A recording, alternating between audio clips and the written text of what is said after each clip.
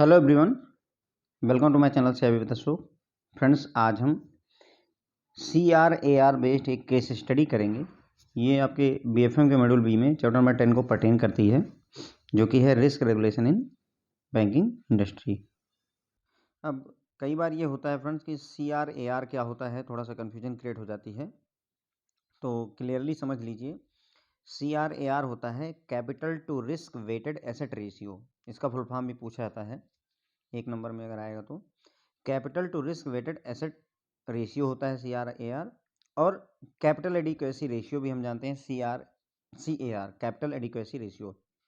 बोलते नहीं कि हमें 9% का कैपिटल एडिक्वेसी रेशियो मेंटेन करना होता है इंडियन बैंक्स को। तो जो ये कैपिटल एडिक्वेसी रेशियो होता है फ्रेंड्स, इसी को ही capital to risk weighted asset ratio भी कहते हैं। तो अगर मैं आपसे कहूँ कि कैपिटल एडिक्वेसी रेशियो कैलकुलेट करिए, या मैं आपसे कहूँ capital to risk weighted asset ratio calculate कीजिए, both are same thing. Clear हो गई बात? ये ध्यान रखेंगे हम कि चाहे कैपिटल एडिक्वेसी रेशियो कैलकुलेट करने के लिए बोला जाए, चाहे CRAR कैलकुलेट करने के लिए कहा जाए, दोनों एक ही बात होती है। ओके, अब इसका थोड़ा सा थ्योरी एस्पेक्ट हम देख लेते हैं, तब फिर हम केस स्टडी की तरफ बढ़ेंगे। तो देखिए, अगर आपसे कहा जाए कि टायर 1 का CRAR, capital to risk weighted asset ratio या कैपिटल एडिक्वेसी रेशियो निकालने के लिए कहा जाए, कि आप जो है कोई बैंक है जिसका डेटा दिया होगा और आपसे कहा जाएगा उसका टायर 1 का कैपिटल एडिक्वेसी रेशियो निकालिए, तो उसका फार्मूला क्या होगा फ्रेंड, ध्यान दीजिएगा। टायर 1 का कैपिटल एडिक्वेसी रेशियो निकालना है तो सबसे पहले ऊपर यहाँ न्यूमरेटर में एलिजिबल टायर 1 कैपिटल फंड लिखेंगे, डिवाइडेड बाई करेंगे। फ्रेंड्स, ये यहाँ तक है, लेकिन मतलब ये यहीं होना चाहिए था, लेकिन चूंकि आया नहीं है तो इसलिए यहाँ तक दिख रहा है आपको। एक्चुअल में यहीं इतने में आना चाहिए था। ठीक है, तो ये आपका एक फ्रैक्शन है जिसमें ये न्यूमरेटर है, यानी ये अंश है, और हर या फिर जो है डिनोमिनेटर में ये चीज़ है। ओके, तो हमें क्या करना होगा, जितना भी एलिजिबल टायर 1 का फंड है उसको डिवाइड करना होता है किससे, risk weighted asset for credit risk plus risk weighted asset of market risk plus risk weighted of operational risk. तो देखिए, जो वेसल 2 है, वेसल 3 है, उसमें 3 रिस्क के लिए हम कैपिटल मेंटेन करते हैं। तो क्रेडिट रिस्क के लिए, मार्केट रिस्क के लिए और ऑपरेशनल रिस्क के लिए। तो इन तीनों रिस्क के लिए जितना भी रिस्क वेटेड एसेट होगा उसको टोटल करिएगा, है ना। रिस्क वेटेड एसेट जोड़िए, मान लीजिए ये 100 है, ये 200 है, और मान लीजिए ये भी 100 है, तो कुल मिलाकर के 100, 200 और 100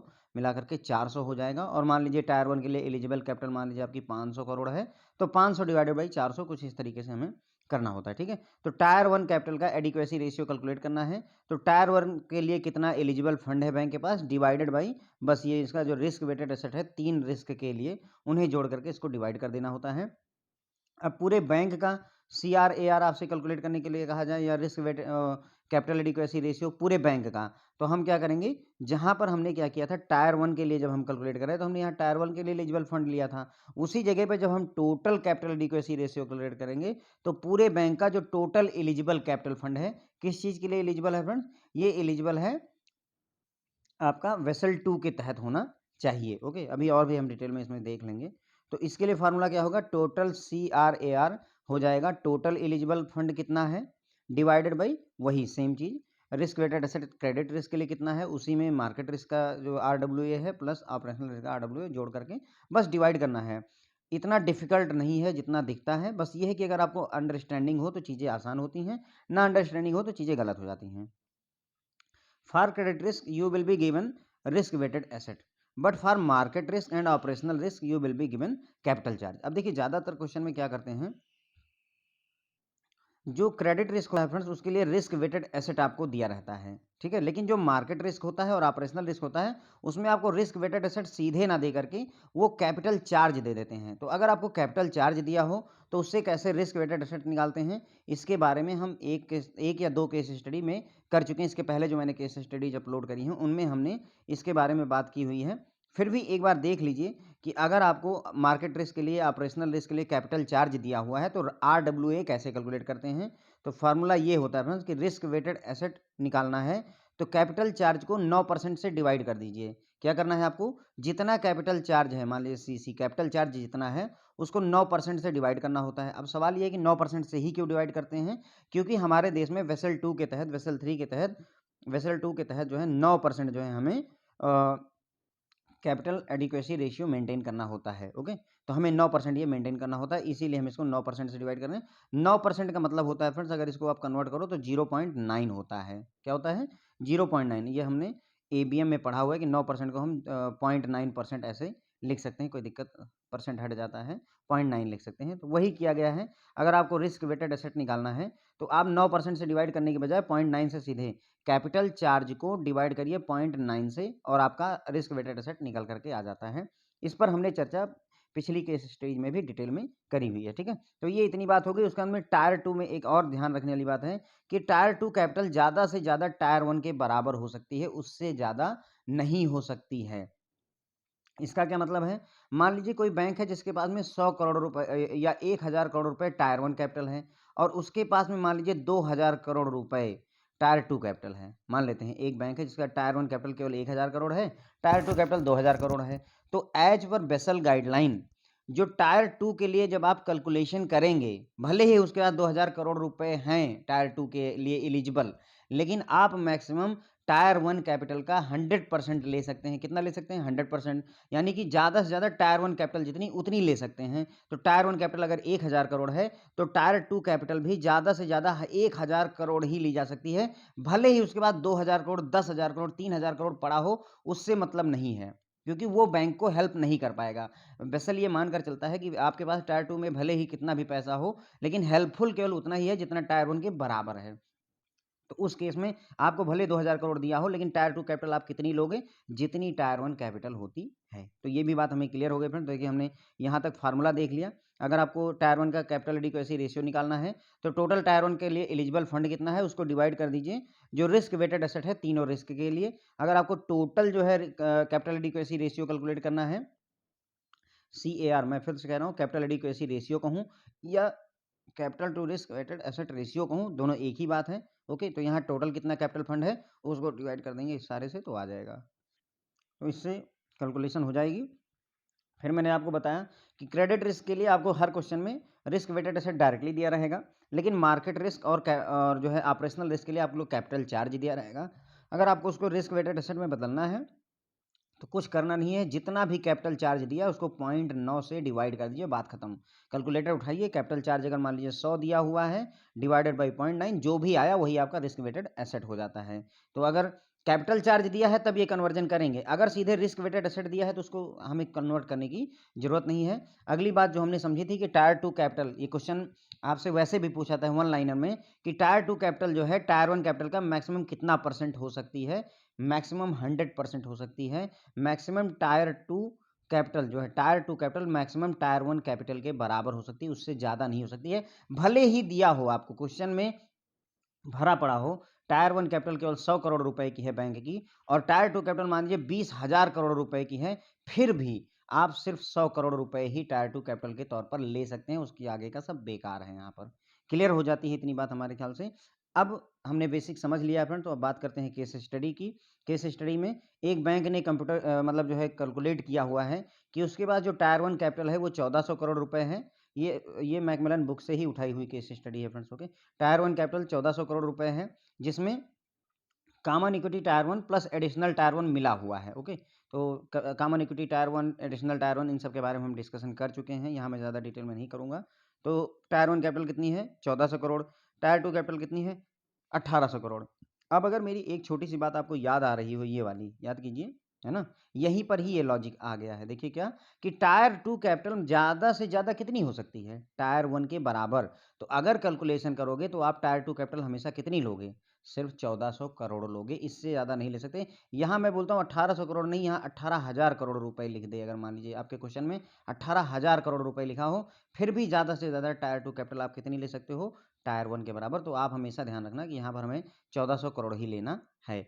अब अगर मान लीजिए इसी जगह पर यहाँ पर 1200 या 1000 करोड़ दिया होता, मान लेते हैं यहाँ पर 1000 करोड़, टायर 2 कैपिटल 1000 करोड़ दी होती, तो ये तो टायर 1 से कम ही है, तो 1000 करोड़ ही लेना है। मतलब टायर 1 से कम ही रहनी चाहिए या टायर 1 के बराबर रहनी चाहिए, उससे ज़्यादा नहीं हो सकती। चूँकि यहाँ ज़्यादा है इसलिए इसको रिजेक्ट कीजिए और टायर 1 के बराबर ले लीजिए। ठीक है, चलिए इतनी बात हमने यहाँ क्वेश्चन देखते हुए समझ ली। Risk weighted asset for credit risk. अब देखिए क्रेडिट रिस्क के लिए RWA दिया हुआ है, जबकि मार्केट रिस्क और ऑपरेशनल रिस्क के लिए आपको कैपिटल चार्ज दिया हुआ है, याद कीजिए। हमें क्या चाहिए यहाँ पर, अगर हमें जो है CRAR कैलकुलेट करना है तो टायर 1 के लिए कितना कैपिटल एलिजिबल है divided by risk weighted asset, जितना भी रिस्क वेटेड एसेट है तीनों रिस्क के लिए। तो इस रिस्क के लिए तो रिस्क वेटेड एसेट पता है, लेकिन इसके लिए नहीं पता, इसके लिए नहीं पता। तो इसका पता कैसे करेंगे फ्रेंड्स, मैंने आपको बताया था कि अगर मान लीजिए आपको कैपिटल चार्ज दिया हुआ तो जितना भी कैपिटल चार्ज है उसको सिंपली डिवाइडेड बाई 0.9 कीजिए। सिंपल ऐसे याद रखिए कि उसको 0.9 से सिर्फ डिवाइड कर दीजिए, आपको तुरंत ही कैपिटल रिस्क वेटेड एसेट मिल जाएगा। इसको 0.9 से डिवाइड करेंगे, जो आंसर आपका आएगा वो आपका रिस्क वेटेड एसेट हो जाएगा। ऑपरेशनल रिस्क के केस में भी इसको 300 को डिवाइड कीजिए 0.9 से, कैलकुलेटर से भी आपको तुरंत ही मिल जाएगा रिस्क वेटेड एसेट कितना होगा, किसके लिए, ऑपरेशनल रिस्क के लिए। ध्यान रखेंगे अगर आपको यहाँ कैपिटल चार्ज ना दे करके RWA लिखा होता रिस्क वेटेड एसेट, तो आपको कुछ करने की जरूरत नहीं थी, क्योंकि हमको चाहिए क्या, risk weighted asset for credit risk, for market risk and for operational risk, सारा जोड़ना पड़ता है हमको। ठीक है, तो ये हो गया। अब इसी के आधार पर तो टायर 1 कैपिटल हमारे पास 1400 करोड़ हो गई, टायर 2 1800 करोड़ हो गई। देखिए अभी इतना सारा लग रहा होगा कि इतनी सारी बातें हमने समझ ली। अब अगर आप ये सारा कुछ समझ चुके हैं ना, जितना मैंने अभी तक समझाया है, तो अब क्वेश्चन सॉल्व करना बिल्कुल भी आसान है, या हो सकता है कई क्वेश्चन हमने पहले ही सॉल्व कर लिए हैं यहीं पर ही। टायर 1 1400 करोड़, टायर 2 1800 करोड़ दिया, लेकिन 1800 करोड़ ले नहीं सकते क्योंकि टायर 2 कैपिटल कभी भी टायर 1 कैपिटल से ज़्यादा नहीं हो सकती। तो हम कितना ले पाएंगे फ्रेंड, 1400 करोड़ ही ले पाएंगे। रिस्क वेटेड एसेट कितना दिया हुआ क्रेडिट रिस्क के लिए, 10,000 करोड़ हमारे लिए ठीक है। लेकिन यहाँ मार्केट रिस्क के लिए हमारे पास में कैपिटल चार्ज दिया है, जबकि हमें चाहिए क्या, रिस्क वेटेड एसेट। हमें रिस्क वेटेड एसेट क्यों चाहिए फ्रेंड, देखिए क्योंकि हमें जो फार्मूला है वो ये कहता है, देखिए यहाँ पर हमें हर एक का रिस्क वेटेड एसेट ही चाहिए। अब अगर आप कैपिटल चार्ज दोगे तो इस फार्मूले में नहीं रख सकता, मुझे risk weighted asset for market risk चाहिए, तो उसी के लिए हम यहाँ पर कैलकुलेट करेंगे। ओके, और कैसे कैलकुलेट करते हैं वो बात भी मैंने आपको बताई। क्या कीजिए, जितना दिया हुआ है कैपिटल चार्ज उसको डिवाइड कर दीजिए 0.9 से एंड इट इज डन, है ना। इसको 0.9 से डिवाइड कर दीजिए, काम खत्म हो जाएगा। अब आपको क्वेश्चन के आंसर करने हैं। ये सारे क्वेश्चन एक साथ दिए हुए हैं, जब आप दोबारा इसको सॉल्व करिएगा तब करिएगा। अभी मैं एक एक क्वेश्चन, सेम क्वेश्चन यहाँ पर मैं मतलब वहाँ नहीं पढ़ रहा हूँ फ्रेंड्स, यहाँ पर क्वेश्चन नंबर 1 सेम क्वेश्चन यहाँ पर भी लिखे हुए हैं।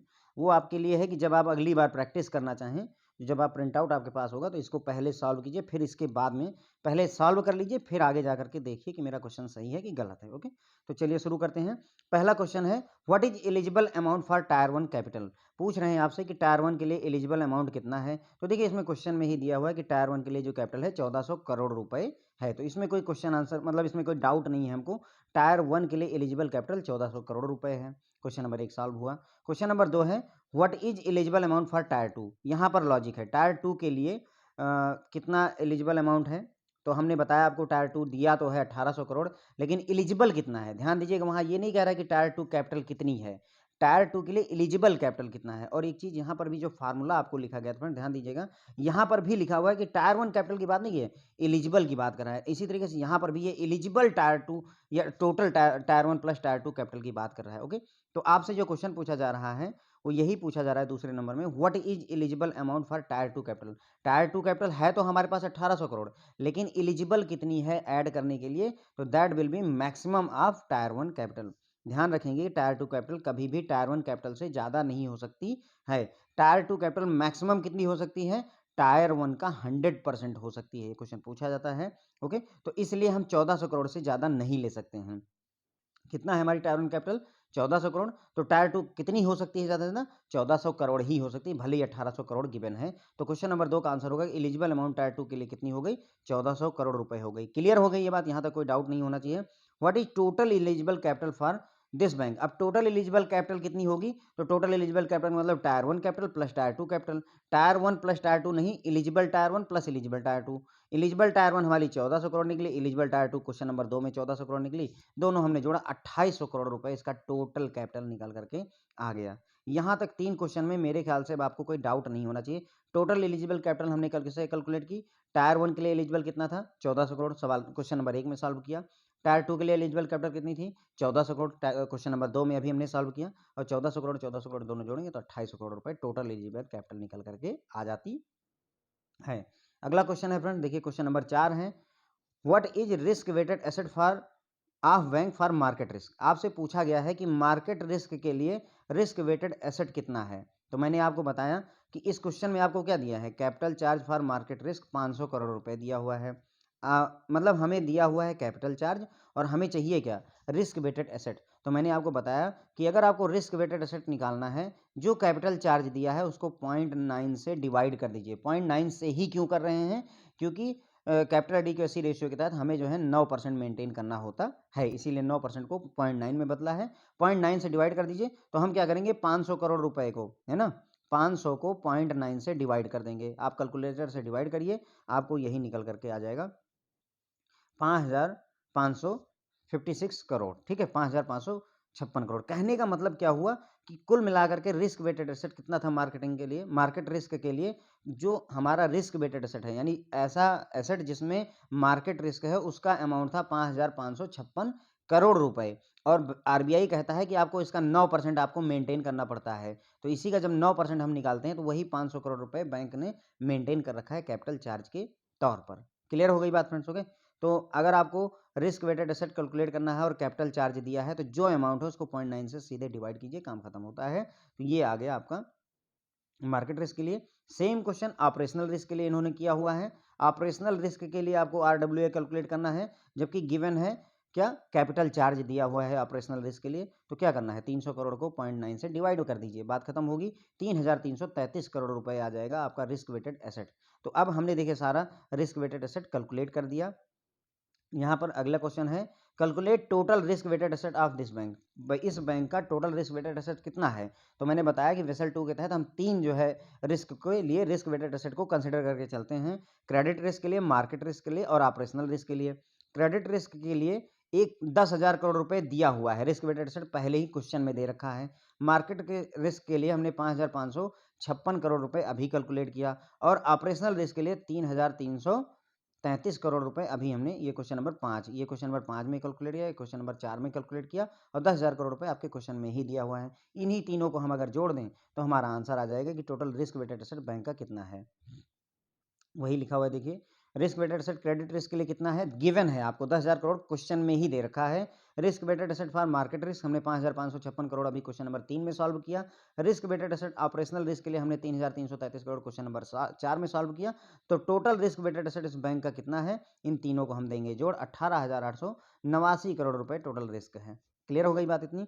अब क्वेश्चन नंबर 7, असली क्वेश्चन यहाँ पर है। इसके पहले तो मैंने वो पार्ट में आपको करवाया, ताकि आपको इतने सारे क्वेश्चन इसीलिए बनाए ताकि आपको कंफ्यूजन ना रहे और चीज़ें आप समझ पाओ। अदरवाइज हो सकता है कि एग्जाम में आपसे वो क्वेश्चन ना पूछे, सीधे इस टाइप के क्वेश्चन पूछ ले। क्वेश्चन है, calculate the amount of tyre 1 CRAR। आपसे पूछा जा रहा है क्वेश्चन नंबर 7 में कि टायर 1 के लिए CRAR कैलकुलेट कीजिए, या उसी क्वेश्चन को घुमा करके आपसे calculate the amount of tyre 1 capital adequacy ratio of the bank. Bank के लिए कैपिटल एडिक्वेसी रेशियो कितना होगा टायर 1 के लिए, वो कैलकुलेट कीजिए। तो ध्यान रखिएगा, चाहे टायर 1 के लिए CRAR कहा जाए और चाहे टायर 1 के लिए कैपिटल एडिक्वेसी रेशियो कहा जाए, दोनों एक ही बात है। मैंने आपको समझाया था, कैपिटल एडिक्वेसी रेशियो और CRAR दोनों एक ही चीज़ हैं। तो यहाँ पर क्वेश्चन भले ही 7 नंबर और 8 नंबर में दे रखा है मैंने, बट दोनों के आंसर सेम होंगे, कोई डिफरेंस नहीं, क्योंकि हम एक ही चीज़ कैलकुलेट करने जा रहे हैं। ओके, ये सिर्फ लैंग्वेज की फ़र्क है, इसीलिए मैंने लिख दिया है, 2 क्वेश्चन बना दिए ताकि आप लैंग्वेज पकड़ पाओ कि एग्जाम में कन्फ्यूज ना हो। Okay, calculate the amount of tyre 1 CRAR। अब आपको टायर 1 के लिए CRAR कैलकुलेट करना है। सारे कैलकुलेशन हमारे पहले ही हैं, बस केवल वैल्यू पुट करनी है फ्रेंड्स। ओके, देखिए टायर 1 के लिए CRAR या कैपिटल एडिक्वेसी रेशियो कैलकुलेट करने का फार्मूला क्या था? टायर 1 के लिए एलिजिबल फंड कितना है, याद कीजिए 1400 करोड़ रुपए है, plus total risk weighted asset कितना है तीनों का। अभी हमने पिछले क्वेश्चन में ही total risk weighted asset calculate किया, ये देखिए ये है ना, total risk weighted asset calculate कर चुके हैं, मार्केट रिस्क, ऑपरेशनल रिस्क और सारा जोड़ चुके हैं। ये वाला कैलकुलेशन हम पिछले क्वेश्चन में कर चुके हैं। ओके, तो बस अब क्या करना है, हमें टोटल एलिजिबल फंड 1400 करोड़ मिल गया, और टोटल रिस्क वेटेड एसेट जो है हमें 18,889 करोड़ रुपए मिल गए। टायर 1 के लिए CRAR निकालना है, तो सीधी सी बात है, eligible tyre 1 fund capital 1400 crore divided by 18889 है ना, 18,889 करोड़। ये क्या चीज़ है, ये हमारा टोटल रिस्क वेटेड एसेट है। इसको उससे डिवाइड किया, आपको 7.41। जब आप कैलकुलेट करोगे फ्रेंड, तो ये जो है पॉइंट ऐसे 741 ऐसे करके आएगा, उसको 100 से मल्टीप्लाई करना पड़ता है, तब जा करके ये 7.41% आता है। ओके, परसेंट से मल्टीप्लाई करने के लिए यहाँ 100 से मल्टीप्लाई भी करना पड़ेगा, ध्यान रखिएगा, क्योंकि अभी आप कैलकुलेटर उठाओगे और इसको कैलकुलेट करोगे तो आपको डेसिमल में आएगा, 0.0741 ऐसे करके आता है, उसको 100 से मल्टीप्लाई कर दीजिएगा, then you will get the answer. Okay, तो टायर 1 के लिए जो है हमें कैपिटल एडिक्वेसी रेशियो हमने निकाल लिया। तो चाहे आपसे कहे टायर 1 के लिए कैपिटल एडिक्वेसी रेशियो, तब भी 7.42 या जो भी आया है वो है, या टायर 1 के लिए CRAR कहे तो भी सेम ही आंसर आना है। ठीक है, उसके बाद में क्वेश्चन नंबर 9 देखिए और 10 देखिए, दोनों एक ही बात है। इसमें टोटल CRAR कैलकुलेट करने के लिए कहा रहा है बैंक का, और इसमें दूसरे सवाल में टोटल कैपिटल एडिक्वेसी रेशियो कह रहा है। बात एक ही है, CRAR टोटल कैलकुलेट कीजिए, चाहे total capital adequacy ratio calculate कीजिए बैंक का, दोनों एक ही बात है। अब टोटल वाले के लिए फार्मूला याद कीजिए, टोटल एलिजिबल कैपिटल फंड कितनी है डिवाइडेड बाय टोटल जो है रिस्क वेटेड एसेट कितना है।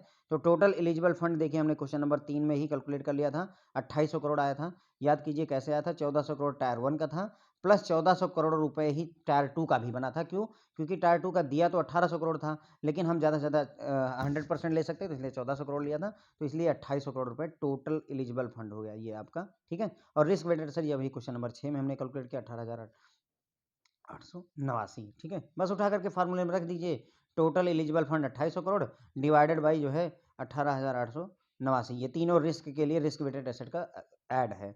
डिवाइड कीजिए इसको, जो है सॉल्व करेंगे, मल्टीप्लाई बाय 100 कर दीजिएगा, आपको 14.82% निकल करके आ जाएगा फ्रेंड्स। ओके, तो ये हो गया आपका